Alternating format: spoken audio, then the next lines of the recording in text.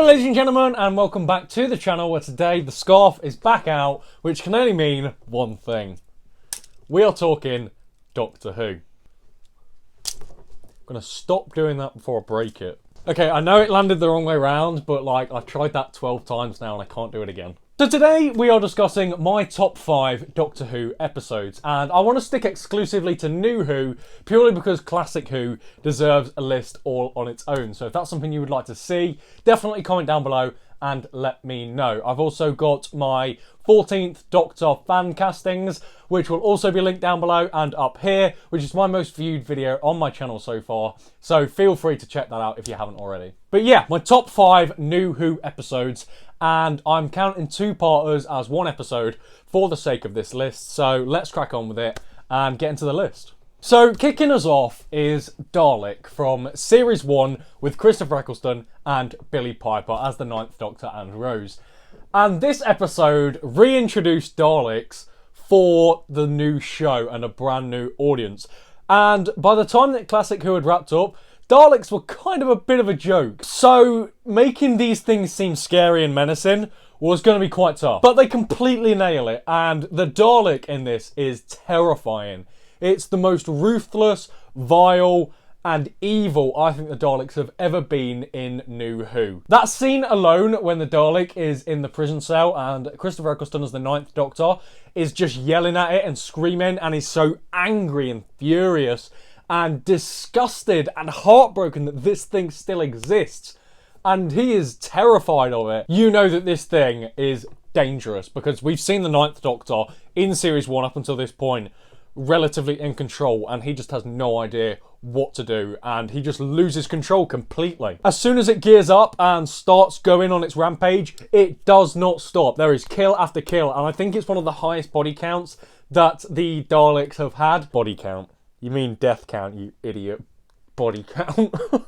You will never be able to recreate that because there was such an absence of new Dalek stories and an absence of history with the Doctor and the Daleks up to that point. And Christopher Eccleston, the PTSD Doctor, you will never be able to recreate that. And I remember watching this episode so much growing up. I had a DVD with this and the Slitheen 2-parters on, which did nearly also make this list. Because I just genuinely think that they are great episodes, the Slitheen ones. People don't like them, but I adore them. So let me know what you think about those episodes down below, because people seem to really not like them, and I don't know why. I think they're a lot of fun. And I also really like the resolution and discovering more about this Dalek and that it had sort of mutated, and that was so disgusting for it that it needed to die. I think that that's really interesting, and it's just a great Dalek story. I don't think that the Daleks have ever been as scary as they are in that episode. Now, next up is Army of Ghosts and Doomsday, and I love this episode so much that I have a whole little display thing here dedicated to the episode because I just think it's amazing and it's such a fun, rollicking adventure of an episode. Now, part 1 is admittedly a little bit slow, but it needs to be. It really builds the tension and the mystery about these ghosts and what the hell is actually going on. And you really get a sense of tension throughout the whole runtime until the ending of part 1, and there's that cliffhanger of, oh, these ghosts are Cybermen. Oh, and yeah, by the way, there's Daleks here, and everyone's split up, and the parallel world is collapsing, and we have no idea what is going to happen next. What a cliffhanger to end on. You know, you thought it was bad when there was just Cybermen. Now you got 4 Daleks. I also find the Daleks in this really interesting. They're so scheming, and I like it when the Daleks are like that. They're not just killing machines, they're very strategical and planners. And the Cult of Skaro are an interesting concept, that these were the Daleks designed to think of new ways of killing and new ways to survive. They're really compelling, and I don't think it's something we get enough of in new Doctor Who. Performances are on point throughout this, and there's a lot of good comedic moments, but there's also a lot of heart-wrenching moments, such as Rose's exit from this Series 2 episode. You know that? Oh, the way she goes, it's so horrific, it's so heartbreaking, and regardless of your opinions on Rose, if you love her or hate her, you can't deny that that is a really sad moment just by looking at how it's affecting the Doctor. You know, he will never see her again, and It's done so well. It's so convincing. David Tennant is on point in this. I feel like by this point in Series 2, he knew how to play the Doctor. He knew who he was, what he was doing. And I think at this episode is when he really starts kicking it into gear and is just full David Tennant 10th Doctor, which I love. The resolution is a little bit big red button, resolve the whole thing. But I don't mind that. Russell T Davies has a tendency to do these. But I really don't mind them because he puts the emotion and the character before the logic. And that, you know, sounds on paper like it wouldn't work. But the way that he does it and the way the actors perform, for me that works really well, especially in Doctor Who. You just have to take it with a little bit of a pinch of salt, and I think you will enjoy the Daleks fighting the Cybermen and the resolution and the whole episode a lot more. If I was going to try and get someone into Doctor Who, I would probably show them this episode just because it's a lot of fun. I've just realised how Tennant heavy this list is, but, you know, at the end of the day, I'm a 10th Doctor fanboy, and I'll happily admit that. David Tennant's autograph is up there, and it's one of my prized possessions, genuinely, and he just has the best stories, I think, in the 2005 revival. But the third place is The Journey's End and the Stolen Earth two-parter from Series 4 with David Tennant and Catherine Tate and just about everyone who we'd seen in the show up to that point. This was Infinity War before Infinity War was a thing, you know. Everyone is in this. The Doctor, Donna, Rose, Martha, Mickey, Jack, Sarah Jane, even Harriet Jones, MP for Fly Down North, is in this. So it really was bringing together everything that we'd seen up to that point for this universe-ending event. And it was. It really was. You feel the stakes in this thing. And I don't ever feel like Doctor Who has managed to get the stakes as high as this again. Because when you go that high with it, you can't really elevate it anymore. But for me, that works. It's a nice climax to the RTD era. It also brings together the spin-off shows of Torchwood and Sarah Jane Adventures, which I really like. It's a nice little reward if you've been keeping up to date with everything, but also if you haven't seen them, it doesn't really matter. And there's also nice little Easter eggs and references to past Doctor Who, like when Sarah Jane is talking to Davros and he references Genesis of the Daleks, which is one of the greatest classic Doctor Who stories ever. So I like that there's little sprinklings of references throughout, and a lot of throwback clips as well when Davros is messing with the 10th Doctor's head and he's saying how many people have died in your name. It's really interesting to see the kill count, not body count, that the Doctor has. And that, again, is a really heartbreaking scene. You see how it's affecting the Doctor. You see his heart breaking as he realises what is happening. And Davros, he's incredible in this. A lot of the time in the classic era, I felt quite shoehorned in. But in this, he's really good. His return is fantastic. You feel the stakes and what his return means. And the relationship that him and the 10th Doctor have in this, the chemistry, is fantastic. You really see the hatred they both have for each other. And the way that Davros is twisting everything, you know. When he's saying about the Doctor's companions and how the Doctor doesn't carry weapons because he weaponizes human beings.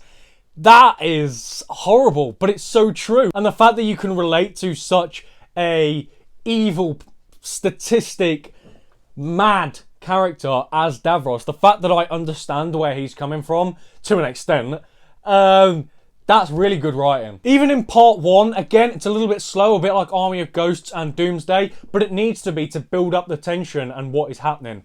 But from the start, when the 10th Doctor realises he has no idea what to do, when they've looked around the universe for Earth and they can't find it, and Donna's like, you can't give up, you don't give up. And then the Doctor just looks at her and he gives her that look as if to say, I can't do any more, we've been beaten. And seeing the Doctor beaten like that, especially the 10th Doctor who's renowned for being in control, oh, it's so good, it's incredible just seeing that expression and that sort of hurt that he's failed. Oh, it's so good, and Catherine Tate plays off that excellently. And the ending of it is fantastic. I feel like, again, the resolution could be argued to be a bit click a red button, resolved, but again, the emotional stakes are what really matters in this story for me. And every companion, every person in this story gets a send-off, and if you never saw those characters again, it would be okay. You know, you understand where they are, where they've headed, and it's a really nice wrap-up to that season and the 4 seasons before it. And Donna's exit, oh, I can't watch that without getting teary because it's so emotional. She was made better by her time with the Doctor, as most of his companions were. And she's gone through all of that, and she can't even keep those memories because it will kill her. It's so heartbreaking. I'm getting goosebumps now thinking about it. But it's, you know, a lot of companions lose their lives, lose loved ones, lose things across it, but they get to keep those memories, and Donna doesn't even get that. And you see at the end, she's reverted back to her runaway bride persona, and you realise she's never going to be the Donna that we knew. So it's a stellar episode, and it's probably the one that I rewatched the most. The next episode is an odd pick for me, but that is the 11th Hour, Series 5, Episode 1, the first full episode we get with the 11th Doctor. And this episode had a really tough job. It had to sell to me, the audience member, the idea of a new Doctor after David Tennant had just left. And the BBC were even considering ending Doctor Who at that point when David Tennant announced he was leaving, because they were like, how can we possibly continue the show without him? So, yeah, again, Tennant fanboy. But it also had to sell to me this idea of a Stephen Moffat ran Doctor Who. So many people from the Series 1 to 4 run had left on the creative team and on the acting side. So it had a lot to do. And it killed it. I was sold instantly. I remember watching this, I believe it came out on Easter, and when I turned it on, I was really conspicuous, even as a kid, as to whether I was going to like this new version of Doctor Who. And by the end of the episode, even by about 10 minutes into the episode, I was like, this is awesome. I love this. Matt Smith hits the ground running. He's the 11th Doctor straight away. He's the person that you love straight away. The origin story for Amy Pond, is really nice. You know, we get to see her as a young kid, and then the Doctor says, I'll be back in 5, and leaves for 12 years. That's really good. I like it when Doctor Who messes with time a little bit like that. And it doesn't take advantage of that enough. So I really like that. And it really makes you feel for Amy Pond, the girl who waited. Because how could you ever explain that to someone? What had just happened? This man had fallen into your back garden. And Karen Gillan as Amy Pond, again, hits the ground running. You love her character straight away. And she has such quirky little lines and fires off from the Doctor so well. Their chemistry is one of the best bits of the episode and one of the best bits of season 5 as a whole. How can you not love the Ponds after this episode alone? And she plays it so well. You know, she has that sense of relatability and that sense of hurt that the Doctor left for 12 years and left her alone. And when he says, you know, why did you say this? Why did you say that? And he's clocking on to something's not right. You know, she's not telling me the full story. And as an audience member, you're like, what's going on? And then she yells at him, you know, why did you say 5 minutes? And you then understand and it clicks into place and you're like, oh, I get it now. But just that performance alone, you understand why she would feel so angry towards the Doctor, but also so relieved that he's real and he's back. And it's also a great episode because it doesn't rely on gadgets. The Doctor doesn't have his TARDIS, he doesn't have the sonic screwdriver, he doesn't have any of that stuff. It's just him and his mind and the people around him and anything that he can find. And I really like it when the Doctor is stripped of all of that and just has to think. I think some of the best episodes in Doctor Who are like that. And again, it makes us understand this Doctor very well. It's amazing to me how well this episode hits because it shouldn't work, but it's incredible. I love it, a lot of fun, and I gladly rewatch this one all the time. And by the end of the story, when Matt Smith says, I'm the Doctor, you really are. You as an audience member, you sit there and you're like, you really are. He is the Doctor. He's the same character that I love.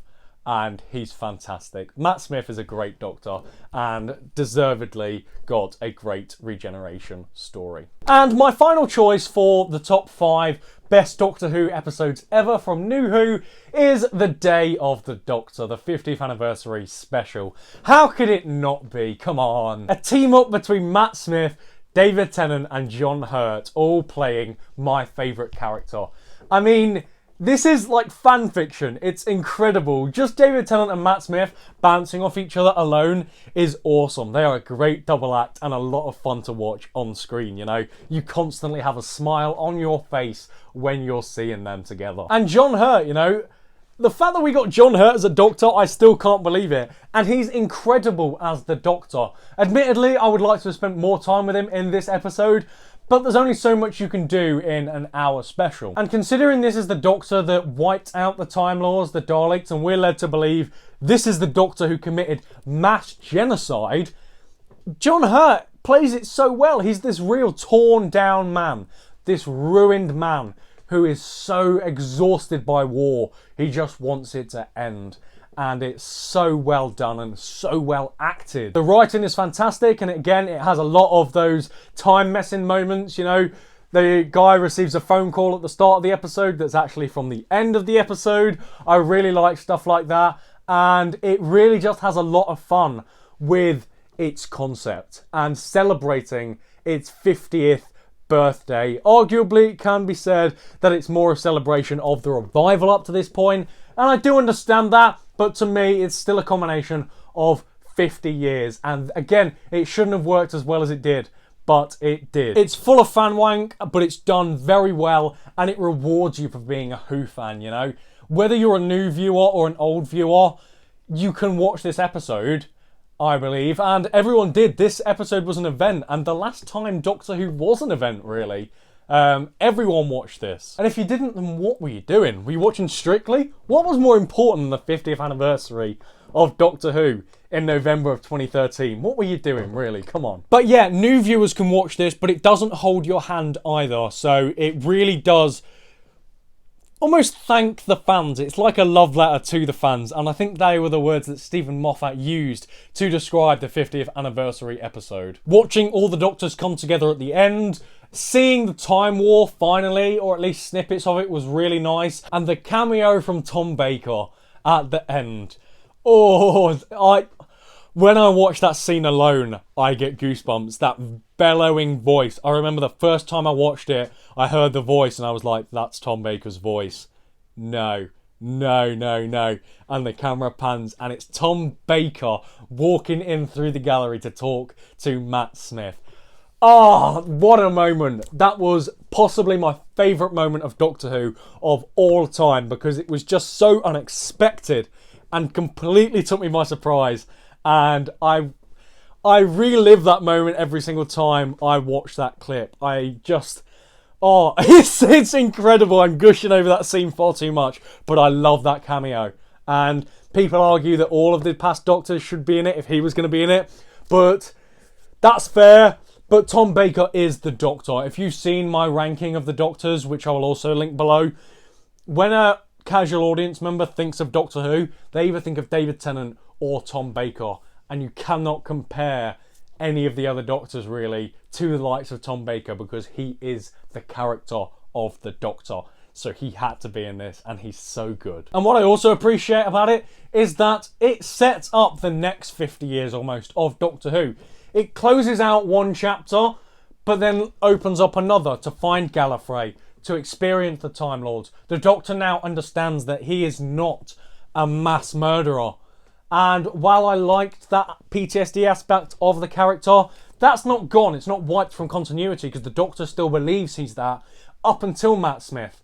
But it's just a hell of an episode. It's so much fun.